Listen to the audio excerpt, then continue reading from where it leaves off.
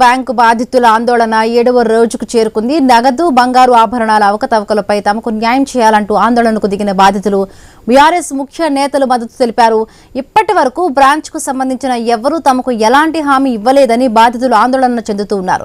లిఖితపూర్వకమైన హామీ ఇవ్వాలంటూ డిమాండ్ చేస్తూ ఉన్నారు. అవినీతి వెనుక ఉన్న బ్యాంకు సిబ్బంది పట్ల నియోజకవర్గ ప్రజా ప్రతినిధులు ఇప్పటివరకు స్పందించకపోవడం బాధాకరమని వాపోతున్నారు.